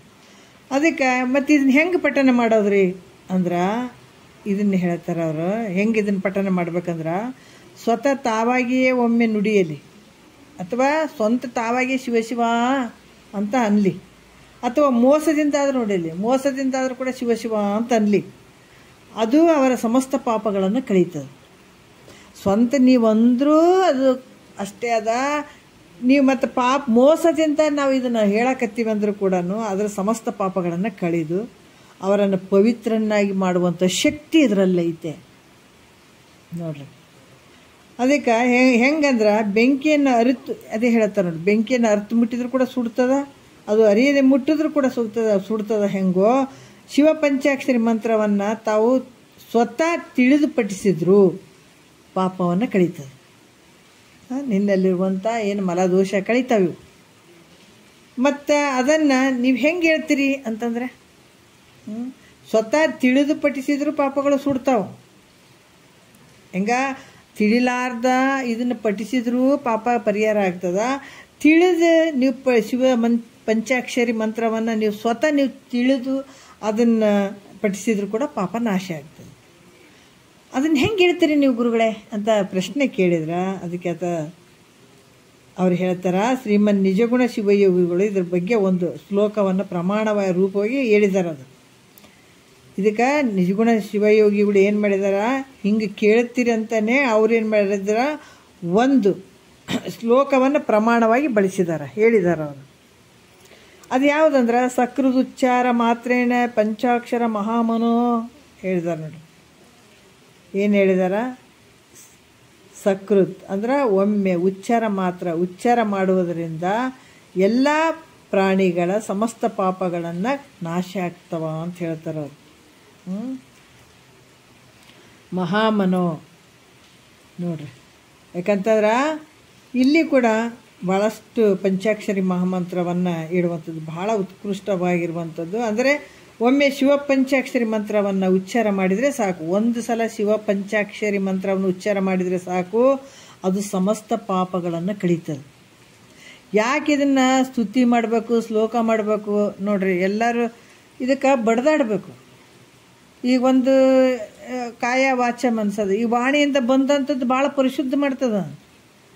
ಯಾವುದೋ ಒಂದು ಸಣ್ಣ ಪದ ಆಗಿರ್ಬೋದು ಅಥವಾ ನಮ ಶಿವ ಆಗಿರ್ಬೋದು, ಬಟ್ ಏನು ಬರ್ತದೆ ಅದನ್ನು ಸ್ವಲ್ಪ ನಾವು ಸ್ವೀಕಾರ ಮಾಡಬೇಕು, ಅದನ್ನು ತಿಳ್ಕೊಳ್ಬೇಕು, ಅದನ್ನು ಹೇಳಬೇಕು. ಅದಕ್ಕೆ ಅದು ಸಮಸ್ತ ಪಾಪಗಳನ್ನು ಕಳೆಯುವಂಥ ಶಕ್ತಿ. ಸ್ವಲ್ಪ ಉಚ್ಚಾರ ಶಿವ ಪಂಚಾಕ್ಷರಿ ಒಮ್ಮೆ ಈ ಮಂತ್ರವನ್ನು ಉಚ್ಚಾರ ಮಾಡಿದ್ರೆ ಅದು ಅವರ ಸಮಸ್ತ ಪಾಪಗಳನ್ನು ಕಳೆದು ಪವಿತ್ರವನ್ನಾಗಿ ಮಾಡ್ತದ. ಅದಕ್ಕಿದು ಯಾತಕ್ಕೆ ಹೇಳ್ರಿ, ಇದನ್ನು ಶಿವಮಂತ್ರ ಹೇಳ್ರಿ, ಆ ಭಜನ್ಸ್ ಹೇಳ್ರಿ, ಗುರುವಿನ ಸ್ತುತಿ ಮಾಡಿರಿ, ಇಂಥವೆಲ್ಲ ಯಾಕೆ ಹೇಳ್ತಾರಂದ್ರೆ ಭಾಳ ದೊಡ್ಡ ಕೆಲಸ ಅದಾವ, ದೊಡ್ಡ ಕೆಲಸ ಆಗ್ತದೆ ಅದರಿಂದ. ಅದಕ್ಕೆ ಈ ಮಾತನ್ನೇ ಪುರಾಣ ಶ್ರುತಿಗಳು ಸಹ ಹೇಳ್ತಾವ. ನಾನು ಒಬ್ಬತ್ತನೇ ಹೇಳಕತ್ತಿಲ್ಲ ಈ ಮಾತು. ನೋಡ್ರಿ ಎಷ್ಟು ಅದ್ಭುತವಾಗಿ ಹೇಳ್ತಾರೆ. ಈ ಶಿವಮಂತ್ರ ಒಂದು ಸಲ ಉಚ್ಚಾರ ಮಾಡಿದರೆ ಸಾಕು, ಸಮಸ್ತ ಪಾಪಗಳನ್ನು ಕಳೀತದ, ಪವಿತ್ರನನ್ನಾಗಿ ಮಾಡ್ತದ. ಈ ಮಾತನ್ನು ಪುರಾಣ ಸ್ಮೃತಿಗಳಲ್ಲಿ ಇದೇನೇ ಹೇಳಿದಂಥದ್ದು. ನಾ ಏನು ಬೇರೆ ಹೇಳಕತ್ತಿಲ್ಲ, ನನ್ನ ಸ್ವಂತ ವಿಚಾರದಾಗ ಹೇಳಕತ್ತಿಲ್ಲ ಅಂತ ಹೇಳ್ತಾರೆ ನಿಜಗೊಂಡ್ರು. ಅಂದಮೇಲೆ ದೇಹವನ್ನು ಧಾರಣ ಮಾಡಿದ ಜೀವಿಗಳಿಗೆ ಶಿವಮಂತ್ರವು ಶ್ರೇಷ್ಠವಾದ ಮೋಕ್ಷಕ್ಕೆ ಸಾಧನ ಆಗಿರುವಂಥದ್ದು ಸ್ಪಷ್ಟ. ಯಾಕಂದ್ರೆ ಅಂದಮೇಲೆ ಈ ಶರೀರವನ್ನು ಪ್ರತಿಯೊಬ್ಬರು ಯಾರು ಧರಿಸ್ಕೊಂಡು ಬಂದಿದ್ದಾರ ಈ ಶರೀರವನ್ನು, ಅಂಥ ಜೀವಿಗಳಿಗೆ ಶಿವಮಂತ್ರವು ಭಾಳ ಶ್ರೇಷ್ಠವಾಗಿರುವಂಥದ್ದು. ಮತ್ತು ಇದು ಮೋಕ್ಷಕ್ಕೆ ಸಾಧನ ಆಗಿರುವಂಥದ್ದು. ನಮಗೆ ಮುಕ್ತಿ ಬೇಕಂತ ನಾವು ಏನೇನೋ ಮಾಡಿದ್ರೆ ಅದು ಸಿಗುವಂಥದ್ದಲ್ಲ. ನೋಡ್ರಿ ಇಂಥದ್ದು ಭಾಳ ಅದ್ಭುತ ನೋಡ್ರಿ ನಿಜಗೊಂಡ್ರಿ. ಎಂಥ ಚಂದ ದಾರಿ ತೋರಿಸ್ಯಾರ ನಮಗೆ. ಯಾವುದೇ ದಾರಿ ಬಿಟ್ಟು ಎಲ್ಲೆಲ್ಲೇ ಹೋಗಿ ನಾವು ಆನಂದನ ಹುಡುಕ್ತಾ ಇದ್ರೆ ಸಿಗ್ತದೇನ್ರಿ? ಎಷ್ಟು ಅದ್ಭುತವಾಗಿ ಹೇಳ್ತಾರೆ ಅಲ್ಲ. ಎಲ್ಲೆಲ್ಲೋ ತಿರುಗಾಡಿ ಬ್ಯಾಸತ್ತು ಹೇಳ್ತಾರಲ್ಲ. ಬಹಳಷ್ಟು ವಿಚಾರಗಳನ್ನು ಹೇಳ್ತಾರೆ. ಅಂದಮೇಲೆ ದೇಹವನ್ನು ಧಾರಣ ಮಾಡಿದ ಜೀವಿಗಳಿಗೆ ಶಿವಮಂತ್ರ ಶ್ರೇಷ್ಠವಾದಂಥ ಮೋಕ್ಷಕ್ಕೆ ಕಾರಣ ಆಗ್ತದೆ, ಸಾಧನ ಆಗ್ತದೆ ಇದು. ಇನ್ನು ಷಡಾಕ್ಷರಿ ಮಂತ್ರದ ಬಗ್ಗೆ ಹೇಳ್ತಾರೆ. ಈಗ ಶಿವ ಪಂಚಾಕ್ಷರಿ ಮಂತ್ರದ ಬಗ್ಗೆ ಹೇಳಿದರೆ, ಇನ್ನು ಷಡಾಕ್ಷರಿ ಮಂತ್ರದ ಬಗ್ಗೆ ಹೇಳ್ತಾರೆ. ಇದ್ರಾಗ ಏನು ಎಷ್ಟು ಒಂದು ಅದ್ಭುತವಾದಂಥ ಶಕ್ತಿ ಐತಿ ಇದರಲ್ಲಿ. ಅದಕ್ಕೆ ಇಂದಿನ ಜನರೆಲ್ಲರೂ ಹೆಸರುಗಳನ್ನು ದೇವ್ರ ಹೆಸರು ಇಡಬೇಕು ಅಂತ ಯಾಕೆ ಇಡ್ತಿದ್ರು? ಶಿವ ಅಂತ ಇಡ್ತಿದ್ರು, ಶಿವ ಅಂತ ಇಡ್ತಿದ್ರು, ನಾನಾ ರೀತಿಯಿಂದ ಇಡ್ತಿದ್ರಲ್ಲ. ಸದಾಶಿವ ಅಂತ ಇಡ್ತಿದ್ರು ದೇವ್ರ ಹೆಸರುಗಳು. ರಾಮ ಅಂತ ಇಡ್ತಾರೆ. ಇವೆಲ್ಲ ಯಾಕೆ ದೇವ್ರ ಹೆಸರುಗಳು ಇಡಬೇಕಂತಂದ್ರೆ ನಾವೇನು ಕುಂತು ಪಡ್ಸಂಗಿಲ್ಲಲ್ಲ, ಹೌದಿಲ್ಲ? ಸುಮ್ಮನೆ ಒಂದು ಕಡೆ ಈಗೆಲ್ಲ ದೇವ್ರ ನಾಮಗಳನ್ನ ಇಡ್ತಾರೆ. ಈಗ ನಮಗೆ ಗೊತ್ತಿಲ್ಲ, ನಾವು ಏನನ್ನ ಇಟ್ಕೊಂಡಿರ್ತೀವಿ. ಈಗ ಮಹಾತ್ಮರು ಹೇಳ್ತಾರೆ ಏನಂದ್ರೆ, ನಾವೆಲ್ಲೋ ಒಂದು ಕಡೆ ಕೂತ್ಕೊಂಡು ಕೇಸಿ ಇದನ್ನು ಪಡ್ಸೋಕ್ಕಾಗಂಗಿಲ್ಲ, ಈ ನಾಮವನ್ನು ಹೇಳೋಕ್ಕೂ ಆಗಂಗಿಲ್ಲ. ಆದ್ರೆ ನಾವು ಹೋಗ್ತಾ ಬರ್ತಾ ಇವೆಲ್ಲ ಭಗವಂತನ ನಾಮಗಳು ಉಚ್ಚಾರ ಮಾಡೋದ್ರಿಂದ ಅತ್ಯಂತ ಫಲಗಳು ಅದಾವ. ಅದು ಯಾಕಂದ್ರೆ ತಿಳಿದಾರ ಮಾಡಲಿ ತಿಳಿದಾರ ಮಾಡಲಿ, ಆ ತಿಳಿದಾರ ಅದು ಹೆಸರಲ್ಲಿ ತಿಳಿದಾರ ಇರಲಿ, ಫಲಗಳು ಅದಾವ. ಅದಕ್ಕೆ ದೇವ್ರ ಹೆಸರು ಇಡ್ತಿದ್ರು ಅವಾಗಿನ ಮಂದಿ ಎಲ್ಲ. ಈಗ ಹಂಗೆ ಅಂತೇಳಿ ಬೇರೆ ಹೆಸರು ಇಟ್ಕೊಂಡು ಹೊಂಟು ಬಿಟ್ಟಾವು. ಆದರೆ ಇಡುವಂಥದ್ದು ಮುಖ್ಯವಾಗಿ ಉದ್ದೇಶ ಅಂದ್ರೆ ಅದೇ. ದೇವ್ರ ಹೆಸರುಗಳು ಇಡುವಂಥ ಉದ್ದೇಶ ಅಂದ್ರೆ ಅದೇ. ಅವು ಬಾಯಿಗೆ ಬಂದ್ರೆ ನಮ್ಮ ಪರಿಶುದ್ಧ ಆಗ್ತದೆ ನಮ್ಮ ಮನಸ್ಸು. ತಿಳಿದಾರ ಅನ್ಲಿ ತಿಳಿದೇ ಇರಲಿ, ಅದು ಪದೇ ಅಂತೀವಿಲ್ಲ, ಅದಕ್ಕಾಗಿ ಇಡುವಂಥದ್ದು. ಇನ್ನು ಷಡಾಕ್ಷರಿ ಮಂತ್ರದ ಮಹಿಮೆಯ ಕುರಿತು ಹೇಳ್ತಾರೆ. ಏನು? ಇನಿತಾದ ವಟ ಬೀಜದ ಷಡಾಕ್ಷರಿ ಮಂತ್ರ ನೋಡ್ರಿ, 6 ಅಕ್ಷರಗಳ ಮಂತ್ರ ಇದು. ಇದ್ರ ಶಕ್ತಿ ಎಷ್ಟೈತೆ! ಇನಿತಾದ ವಟ ಬೀಜದ ಹರಹರ ಘನತೆಯಂತೆ ಸವ 6 ವರ್ಣದ ಮನುವಿದು. ಮನಸ್ಸಿಜ ಹರಬೋಧಕ ಬೇಗದೊಳೊಮ್ಮೆ ಮನಸ್ಸಿಜ ಹರಬೋಧಕ ಅಂತ ಹೇಳುವಂಥದ್ದು. ಮತ್ತೆ ಮುಂದೆ ಹೇಳ್ತಾರೆ ಅವರು, ಶ್ಲೋಕ ಹೇಳ್ತಾರೆ. ಈಶ ಮಂತ್ರೋ ಶಕ್ತಿರೀಶ್ವರ ಪ್ರತಿಪಾದಕ ಸಕೃದುಚ್ಚಾರ ಮಾತ್ರೇನ ಸರ್ವಸಿದ್ಧಿ ಪ್ರದೋಭವೇತ್ ಎನ್ನಲಾಗಿ ಇಂತೆನ್ನಲಾಗಿ ಶ್ರುತಿ ಎನ್ನಲಾಗಿ ದಿನದೊಳು ತಾನೊಂದು ವೇಳೆ ಜಪಿಸಿದೊಡೆ ತನಗೆ ಬೇಡಿದ ನೀವು ದೆನಲಾಗಿ ಅಂತ ಹೇಳ್ತಾರೆ. ನೋಡ್ರಿ ಎಷ್ಟು ಅದ್ಭುತವಾಗಿ ಹೇಳ್ತಾರೆ ಪರಮಾತ್ಮ. ಕಿಂಚಿತ್ತಾದರೂ ಅಂದರೆ ಒಂದು ಸ್ವಲ್ಪ, ಇನಿತಾದಂದ್ರೆ ಸ್ವಲ್ಪ. ಈಗ ಆಲದ ಬೀಜ ಸಣ್ಣದಾಗ್ಯದ, ಹೌದಿಲ್ಲ? ಭಾಳ ಸಣ್ಣದೈತೆ. ಅದು ಸಣ್ಣದಾದರೂ ಕೂಡ ಅತಿ ಘನವಾದ ಅಂದ್ರೆ ದೊಡ್ಡದಾದ ಮರಕ್ಕೆ ಕಾರಣ ಆಗ್ಯದಿಲ್ಲ. ಬೀಜ ಎಷ್ಟೈತ್ರಿ ಆಲದ ಮರದ ಬೀಜ? ಸಣ್ಣದು. ಆ ಸಣ್ಣದೊಂದು ಬೀಜನೇ ಅಷ್ಟು ದೊಡ್ಡದಾಗಿ ಅಂಥ ದೊಡ್ಡ ಮರಕ್ಕೆ ಕಾರಣ ಹೆಂಗಾಗ್ಯದೋ ಹಾಗೆ ಈ ಮಂತ್ರಗಳು ಹಿಂಗೆ. ಅದಕ್ಕೆ ಗುರು ಉಪದೇಶ ತೊಗೊಂಡನಂತ ನಾವು ಹಿಂಗೆ ಕುಂದ್ರದಲ್ಲ, ಅದರ ಅರ್ಥ ತಿಳ್ಕೊಳ್ಬೇಕು, ಅದನ್ನು ಪಠಿಸ್ಬೇಕು, ಮತ್ತು ಅದನ್ನು ಅರ್ಥ ಕೂಡ ತಿಳ್ಕೊಳ್ಬೇಕು. ಎರಡೂ ಅರ್ಥವಿಲ್ಲ ಕೆಲಸ.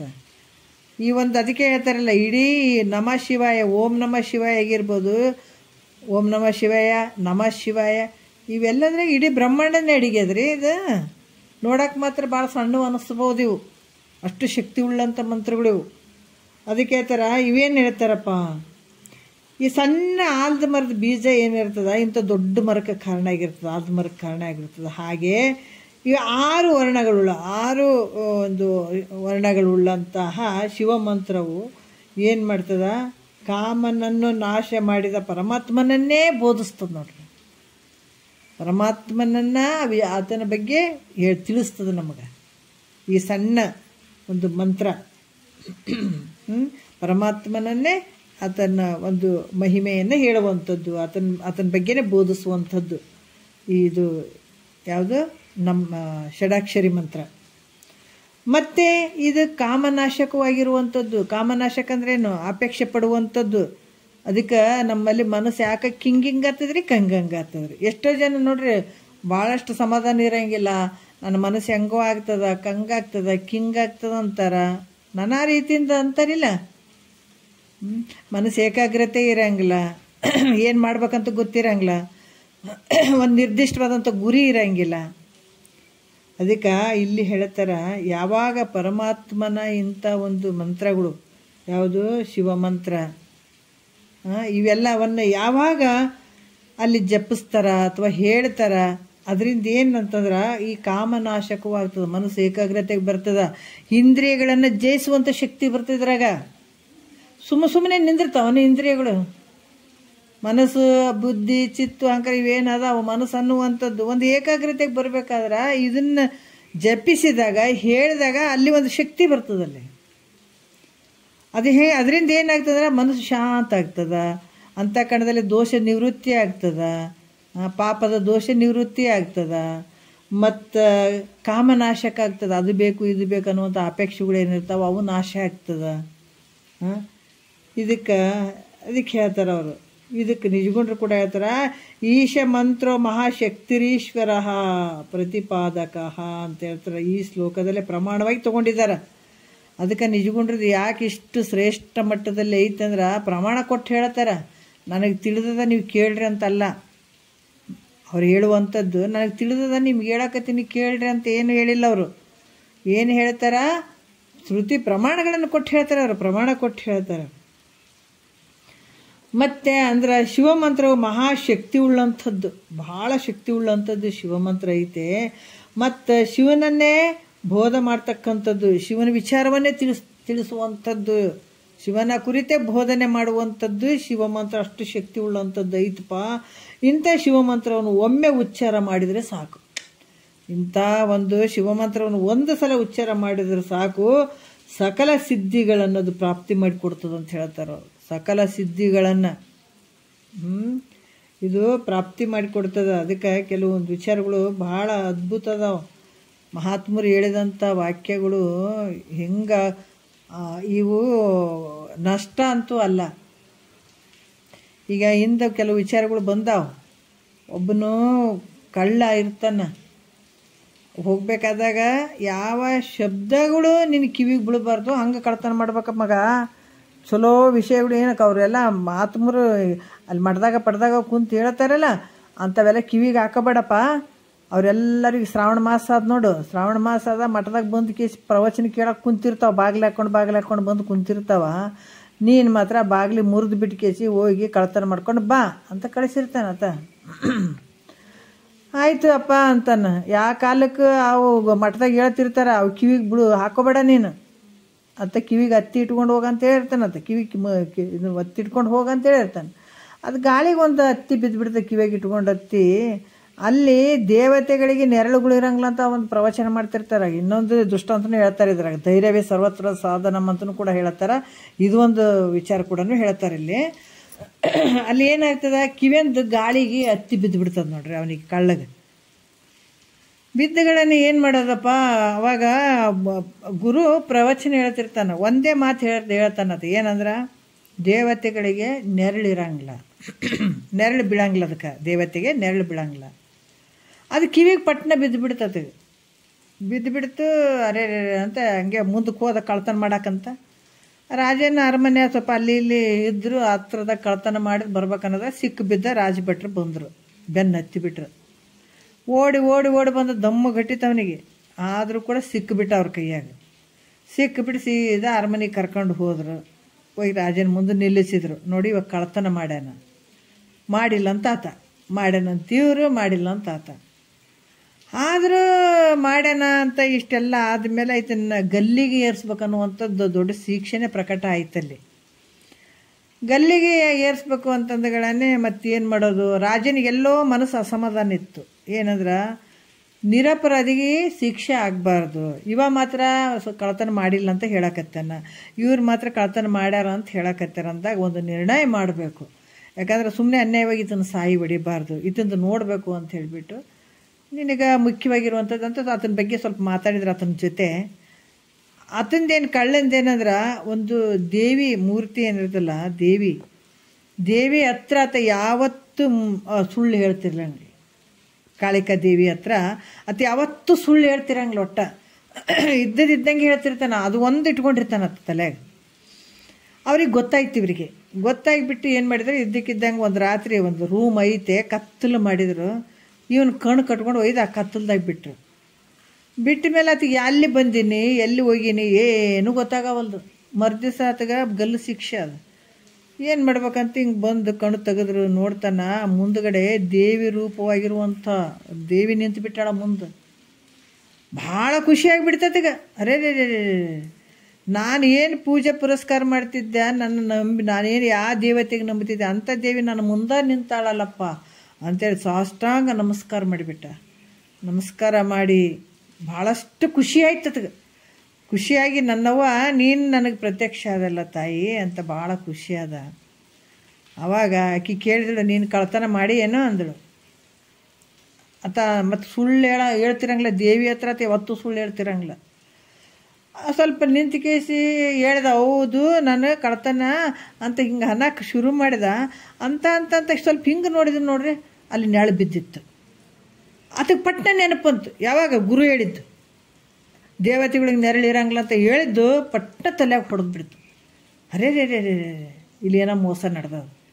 ಅಲ್ಲಿ ಗುರು ಹೇಳಿದ, ಏನು ದೇವತೆಗಳಿಗೆ ನೆರಳಿರಂಗಿಲ್ಲ ಅಂತ ಅಲ್ಲಿ ಹೇಳ್ಯಾನ, ಮತ್ತು ಇದು ನೋಡಿದ್ರೆ ನೆಳ ಬಿದ್ದದಲ್ಲಿ. ಥೋ ಈಕಿ ನಿಜವಾದ ದೇವಿ ಅಲ್ಲ, ಏನೋ ಇದು ಮೋಸ ನಡೆದಂದ ಅಂದೇನು ಹೇಳಿಬಿಟ್ಟ. ಇಲ್ಲ ನಾನು ಕಳ್ತನ ಮಾಡೇ ಇಲ್ಲ ಅಂದ್ಬಿಟ್ಟ. ಮಾಡಿನಂತ ಹೇಳಕ್ಕೆ ಹೋದತನೇ ಮಾಡಿಲ್ಲ ಅಂದ್ಬಿಟ್ಟ. ಯಾಕಂದ್ರೆ ನೆರಳು ನೋಡಿದ್ಮೇಲೆ ಅದು ನೆನಪು ಬಂದುಬಿಡ್ತದೆ ಗುರು ಹೇಳಿದ್ದು. ಮಾಡೇ ಇಲ್ಲ ಅಂದ್ಬಿಟ್ಟ. ಅಂದಗಳನ್ನೇ ಮತ್ತು ಅದೆಲ್ಲ ಕರ್ಕೊಂಡು ಹೋದರು. ಕರ್ಕೊಂಡು ಹೋದ್ಮೇಲೆ ಅವಾಗ ರಾಜಾಗ ಅನಿಸ್ತು, ಇವ ನಿರಪರಾಧಿ ಅದಾನ. ಯಾಕಂದರೆ ದೇವಿ ಮಂದಿ ಎಲ್ಲನೂ ಸತ್ಯ ಹೇಳುವಂಥ ಮನುಷ್ಯ, ಮತ್ತು ಅಲ್ಲಿನೂ ಮಾಡಿಲ್ಲ ಅಂತ ಹೇಳ್ಯಾನಂತಂದ ಮೇಲೆ ಈತ ನಿರಪರಾಧಿ ಅದಾನ, ಇದಕ್ಕೆ ಶಿಕ್ಷೆ ಆಗೋದು ಬೇಡ ಅಂಥೇಳಿ ಅದನ್ನು ಕ್ಯಾನ್ಸಲ್ ಮಾಡಿದ್ರಂತ. ಹೇಳೋ ಉದ್ದೇಶ ಏನಂದ್ರೆ ಸಾಯುವಂಥ ಸಂದರ್ಭ ಅದು. ನಾಳೆ ಗಲ್ಲು ಶಿಕ್ಷೆ ಐತೆ. ಒಬ್ಬ ಗುರುವಿನ ವಾಕ್ಯ ಅದನ್ನು ಸಾಯದೇ ಇರುವಂಗೆ ಮಾಡಿತಲ್ಲ, ಎಷ್ಟು ಶಕ್ತಿ ಐತೆ ಇದರಲ್ಲಿ ಗುರು ವಾಕ್ಯದಲ್ಲಿ ಅಂತ ಹೇಳಿ ತಿಳ್ಕೊಂಡು ಆತ ತಿರ್ಗಾ ಈ ವಿಚಾರಗಳನ್ನು ನಾನು ಮಹಾತ್ಮರ ವಾಕ್ಯನೇ ಕೇಳಬೇಕನ್ನುವಂಥ ಒಂದು ಭಾವ ಇಟ್ಕೊಂಡನು ಅಂತ ಹೇಳ್ಕೊಂಡು ಬರ್ತಾರೆ. ಹಾಗಾಗಿ ಇಲ್ಲಿ ಕೂಡ ಮಹಾತ್ಮರು ತಿಳಿಸ್ತಾ ಇದ್ದಾರ, ಒಂದು ಸಲ ಶಿವಮಂತ್ರವನ್ನು ನೀನು ಉಚ್ಚಾರ ಮಾಡಿದ್ದೆ ಆದ್ರೆ ಸಕಲ ಸಿದ್ಧಿಗಳು ನಿನಗೆ ಪ್ರಾಪ್ತಿ ಮಾಡಿಕೊಡ್ತಾವ ಅಂತ ಹೇಳ್ತಾರೆ. ಇದು ನಾನು ಹೇಳಕತ್ತಿಲ್ಲಪ್ಪ, ಪುರಾಣ ಸ್ಮೃತಿಗಳು ಶ್ರುತಿಗಳು ಸಹ ಇದನ್ನೇ ಹೇಳ್ತಾವಂತ ಹೇಳ್ತಾರೆ ಅವರು. ನಾನು ಹೇಳಕತ್ತಿಲ್ಲ, ಇವು ಹೇಳ್ತಾವ. ಅಂದ್ರೆ ಒಂದು ದಿವಸದಲ್ಲಿ ಒಂದು ವೇಳೆ ಯಾವತ್ತು ನೀವು ಶಿವಮಂತ್ರವನ್ನು ಜಪಿಸ್ತಾನೋ ಅವನಿಗೆ ಶಿವಮಂತ್ರವು ಅವನ ಇಚ್ಛಿತವಾದ ಫಲಪ್ರಾಪ್ತಿ ಮಾಡಿಕೊಡ್ತಾವಂತ ಹೇಳ್ತಾರೆ. ಯಾರು ದಿವಸದಲ್ಲಿ ಒಂದು ಸಲ ಯಾರು ಇದು ಶಿವಮಂತ್ರವನ್ನು ಜಪಿಸ್ತಾರೋ ಅವ್ರಿಗೆ ಶಿವಮಂತ್ರವು ಏನು ಮಾಡ್ತದ, ತಾನೇನು ಇಚ್ಛೆ ಪಟ್ಟಿರ್ತಾನ ಅವು ಎಲ್ಲವೂ ಪ್ರಾಪ್ತಿ ಆಗ್ತಾವ. ಹೀಗಂತ ಹೇಳೋದ್ರಿಂದ ಈ ದೇಹ ಧಾರಿಯಾದಂಥ ಈ ಶರೀರವನ್ನು ತೊಟ್ಕೊಂಡು ಬಂದಂತಹ ಈ ದೇಹಧಾರಿಗಳಿಗೆ ಈ ಶಿವಮಂತ್ರವು ಶ್ರೇಷ್ಠವಾದಂಥದ್ದು, ಭೋಗಕ್ಕೂ ಶ್ರೇಷ್ಠವಾದಂಥದ್ದು, ಅಣಿಮಾದಿ ಸಿದ್ಧಿಗಳಿಗೂ ಶ್ರೇಷ್ಠವಾಗಿರುವಂಥದ್ದು, ಎಲ್ಲಕ್ಕಿಂತ ಹೆಚ್ಚಿನಂದ್ರೆ ಮೋಕ್ಷಕ್ಕೆ ಸಾಧನ ಆಗಿರುವಂಥದ್ದು. ಏನು ಬೇಕಾದದ್ದು ಪಡ್ಕೊಳ್ಬೋದು ಈ ಶಿವಮಂತ್ರದಿಂದ. ನಿನಗೆ ಭೋಗ ಅಂದರೆ ಭೋಗ ತೊಗೊಳ್ಬೋದು. ಶಿವಮಂತ್ರವನ್ನು ನೀನು ಜಪಿಸಿದ್ರೆ ಭೋಗದ ಜೀವನವನ್ನು ತೊಗೊಳ್ಬೋದು. ಮತ್ತು ಸ್ವರ್ಗಾದಿ ಭೋಗಗಳಿಗೆ ಹೋಗ್ಬೋದು. ಮತ್ತು ಇವೆಲ್ಲಕ್ಕಿಂತ ಹೆಚ್ಚಿಂದ ನಮ್ಗೆ ಸಿಗುವಂಥದ್ದು ಯಾವುದಂದ್ರೆ ಮೋಕ್ಷಕ್ಕೆ ಸಾಧನ ಆಗ್ತದೆ ಇದು ಶಿವಮಂತ್ರ. ಅದಕ್ಕೆ ಇದು ಮೋಕ್ಷಕ್ಕೆ ಸಾಧನ ಆಗ್ತದೆ ಅನ್ನುವಂಥ ಭಾವ. ಮತ್ತು ಮುಂದಿನ ವಿಚಾರ ನಾಳೆ ಮಾತಾಡೋಣ. ಭಾಳಷ್ಟು ಅದ್ಭುತವಾದಂಥ ವಿಚಾರ ಹೇಳ್ತಾರೆ. ನಮ್ಗೆ ಏನಪ್ಪ ನಮಃ ಶಿವಾಯ, ಓಂ ನಮಃ ಶಿವಾಯ ಹೇಳಿದ ನಂತರ ನಾವು ಹಂಗೆ ಕುಂದ್ರೋದಲ್ಲ, ಅದು ಹಿಂದೆ ಬ್ರಹ್ಮಾಂಡನೇ ಅದು. ಅದನ್ನು ನಾವು ತಿಳ್ಕೊಂಡಾಗ ನಮಗೆ ಮೋಕ್ಷ ಆಗ್ತದೆ ಅಲ್ಲ. ಮತ್ತು ಮುಂದೆ